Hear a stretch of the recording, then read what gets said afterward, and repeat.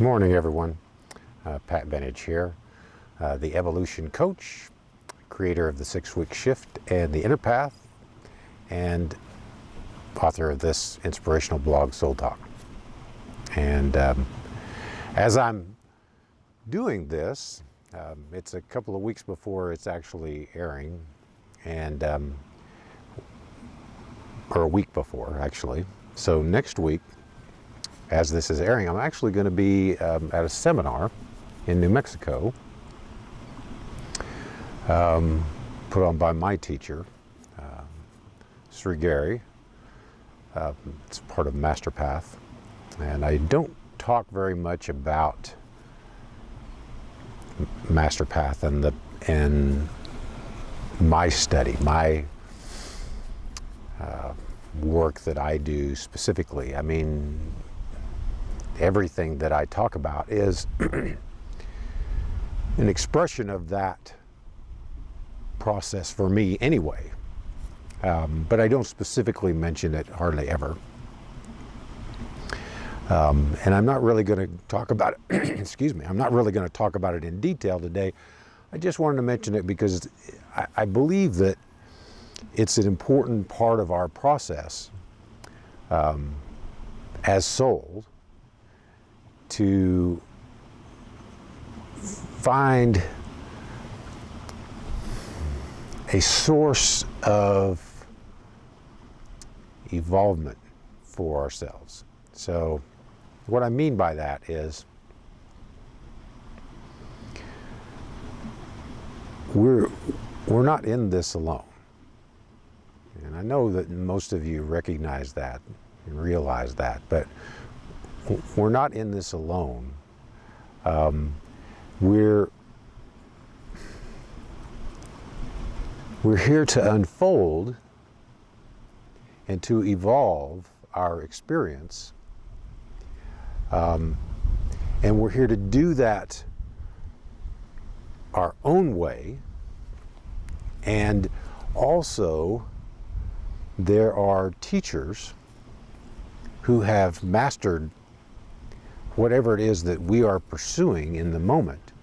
And it's beneficial for us to seek those individuals out who have mastered whatever it is that we're pursuing, and to seek guidance from them. Each step along the way, each rung on the ladder of our own evolutionary process, there are individuals, there are teachers who have mastered that particular step.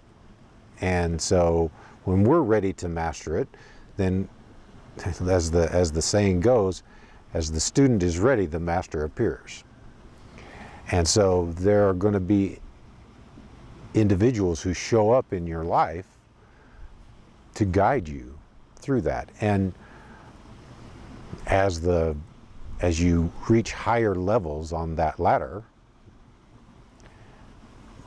the degree of mastership has to be higher. And because one of the truths about this master-student relationship is that the student can only attain a level that the master has achieved. You can't go beyond that on your own. And this is it's a trap that we get into, that I personally, in my journey, I spent, once I realized that religion, and Catholic religion in particular, was not the answer, that the priests and the Pope and whoever did not have the answers for me. That wasn't truth. Once I realized that, I essentially, for that part of my journey, the spiritual part of my journey, I decided that was something that and I didn't do this consciously in the moment, but ultimately I decided that it was my job to do that myself. That that no one else could do it for me, which is true, but no one else could show me the way. And that I was capable of that for myself. And I pursued that in a way that was this individual pursuit, and it ended up carrying over into all aspects of my life. You know, I mean, I went through athletics, and so I had coaches, and I understood that process of coach and athlete player, and how I had to be taught. But then, even in that relationship, what I found over time was that I became as smart as my coach. And so at some point I realized that I didn't need to listen to the coach. I already knew.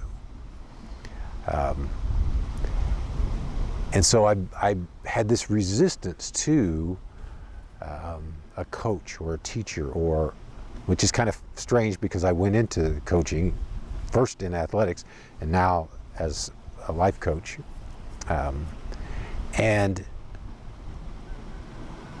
so I understood it from the standpoint of, you know, I could be of assistance to somebody else, but I was still, there was a part of me that was locked into this idea that I didn't need a coach. I could do it myself. That was part of my deal. You know, when I was dealing with depression, I went to counselors, and I probably went to 3 or 4 different counselors at one time or another to try to get some help with my depression. And none of them were helpful, not really. And I decided at that point, you know, and I wasn't probably willing to listen very much either, but I decided at that point that it was up to me. And I pursued that.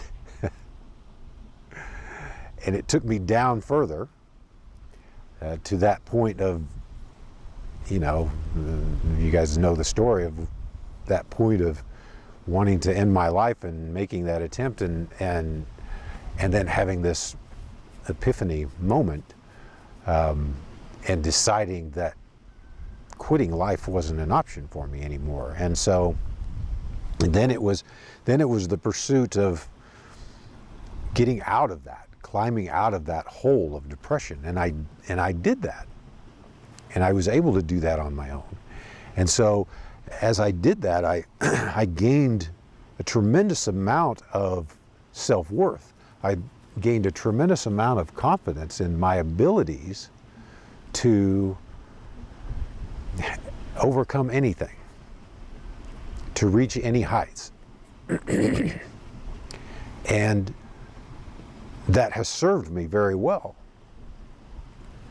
But one of the things that I know about this whole process is that we pursue either one extreme or another, the dark or the light, the shadow or the light, or the, you know, whatever it is. We pursue it to its end. You know, most of us are somewhere in the middle of that. In this life, for me, I was taking that pursuit of darkness into the end of it. I was at the end of that part of my journey, and I've ended that part of my journey. And I looked at that. I looked at the face of darkness. I looked at the extreme shadows in my own self. And what I found is that wasn't the truth. And so I turned around and pursued the light.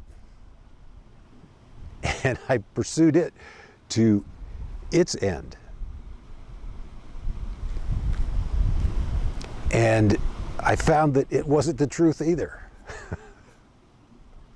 So we get caught in these traps of pursuing one extreme or the other until we realize that within that, it doesn't contain all of the truth. It wasn't the whole truth. It wasn't, neither one was, you know, false. Neither one was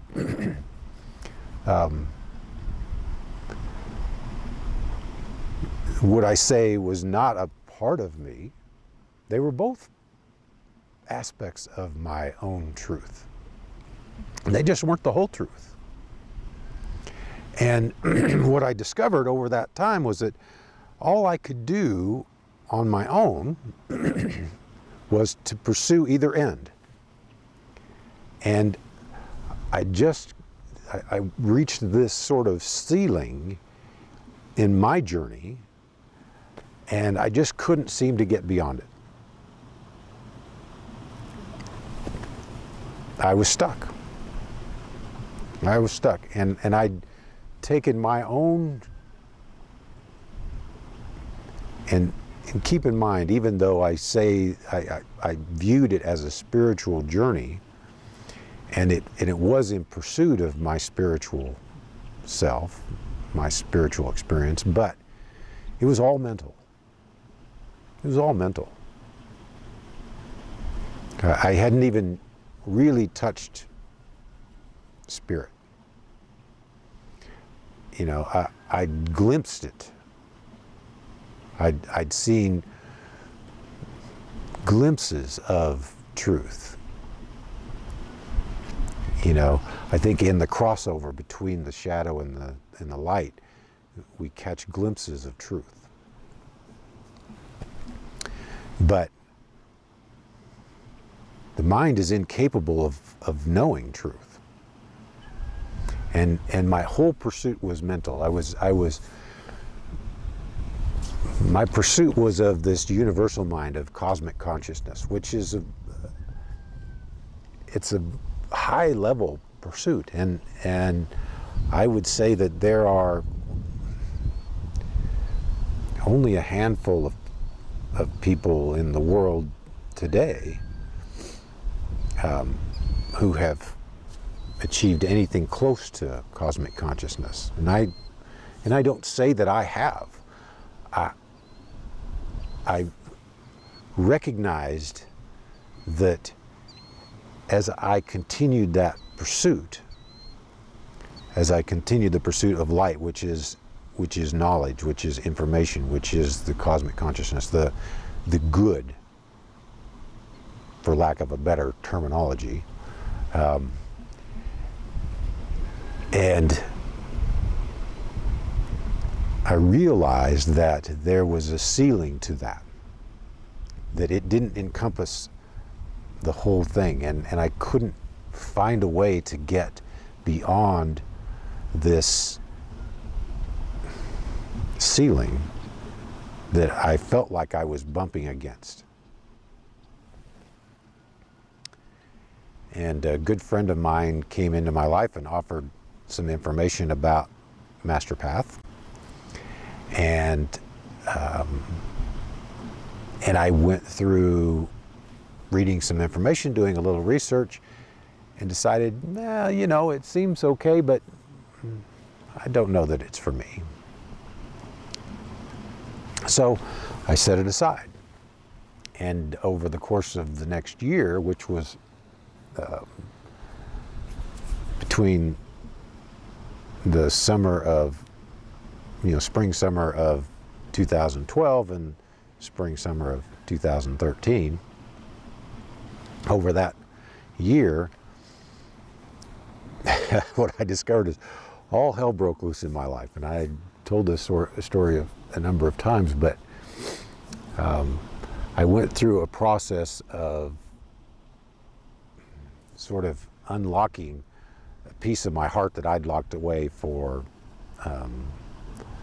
50 years almost, from when I was a child and my mom died.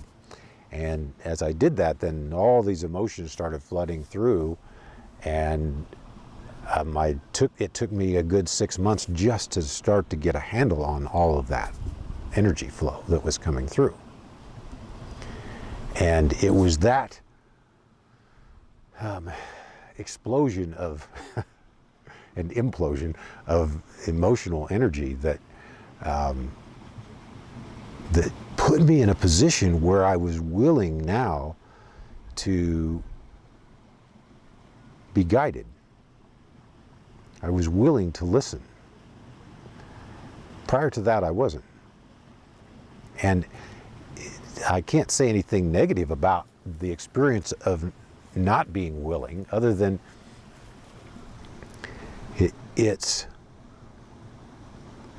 I never could have gotten to the level where I am on my own.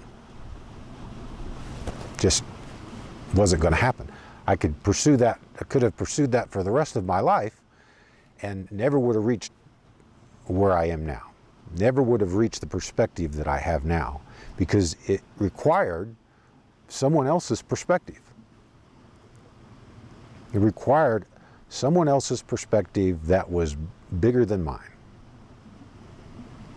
And I had to be humble enough to say that somebody else might have a bigger perspective than me. Prior to that, I wasn't. Prior to that, vanity was pretty much had a hold on me, saying, you're capable, Pat, of seeing anything that anybody else can see. And there's truth in that, but capability, potential is not reality.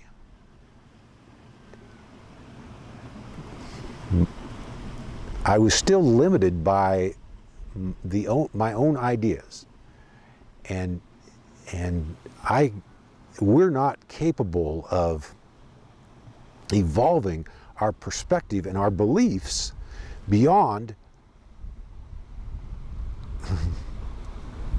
where they are without some outside influence. Now you can read books and you can do those things that might expand your view, but in almost all of those cases, because it's written, because it's secondhand, so to speak, it's a lateral growth. It's not vertical. And so that requires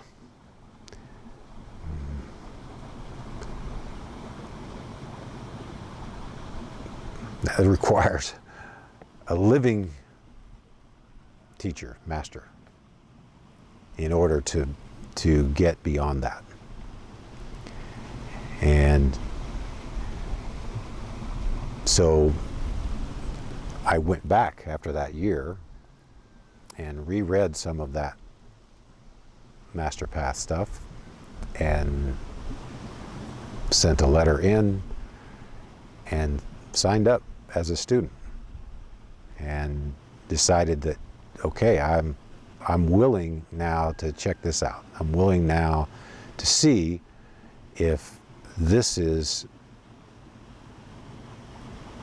true, that what was being taught was real. And so I've been on that path now for just over 3 years. And it's been an amazing journey for me, and it's one that will continue for the rest of my life. But in that time frame, I've seen my growth magnified exponentially. And so I just wanted to share this experience with you, not to convince you that you should pursue this or that you should pursue, working with me or any of that. What I share it for is to have you take a look at your own experience and see where it is that you're limiting yourself. Because that's what it was about. I was limiting my own opportunity to evolve and grow because it was all within this picture in my head. And it's the pictures that we have in our head, our imagination, what we imagine, what we image, those are the things that are influencing every choice that we make in our life. So all of those images that we've brought from childhood, from past lives, all of those things that have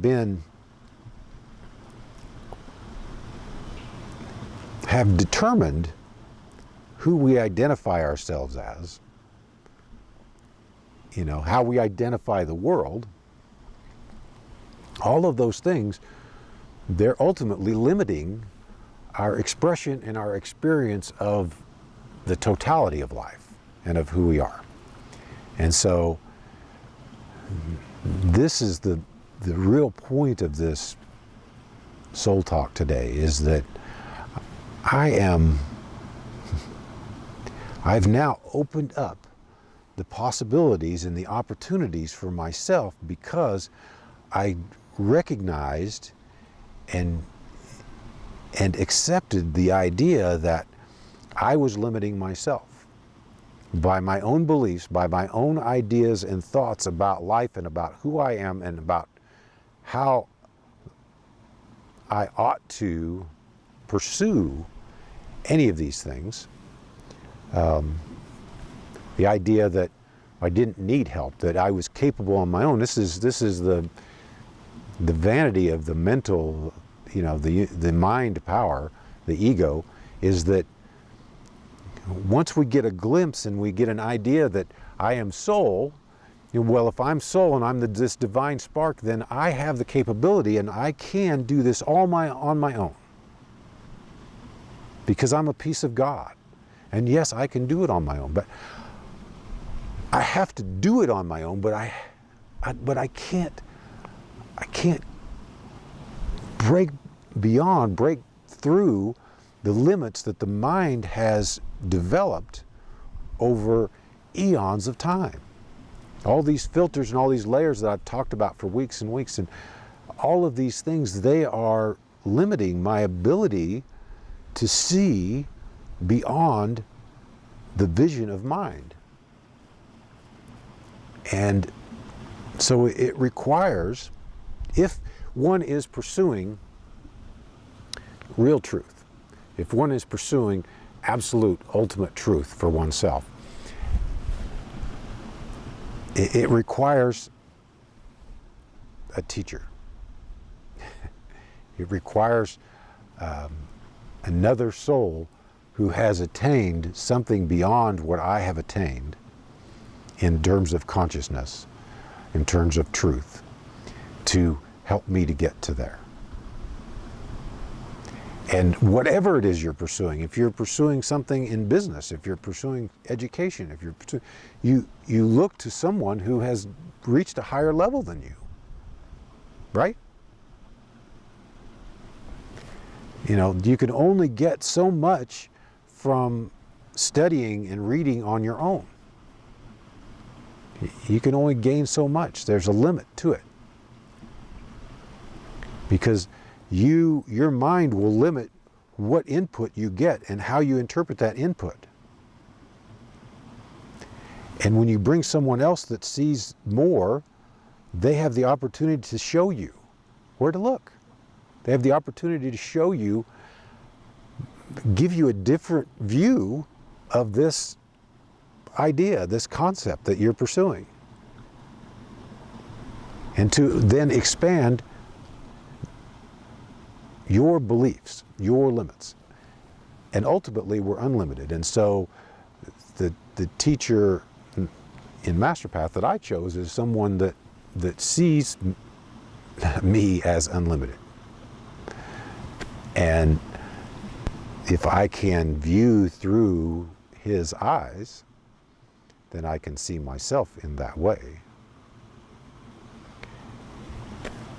And it's been the most expansive experience of my life. And like I said, I'm not here, you know, advocating for pursuing that for you. You need to find what it is that you want in life and pursue that with the passion, with all your heart. And if you do that, and you really want to attain whatever that goal is, find someone who's attained that. Find someone who knows how it's done, who can show you something that obviously, if you haven't attained it, you haven't learned yet, that you don't understand yet. And whatever that pursuit is, that's what you should do. Look to the expert, look to the master of whatever it is that you're wanting for guidance. And be humble enough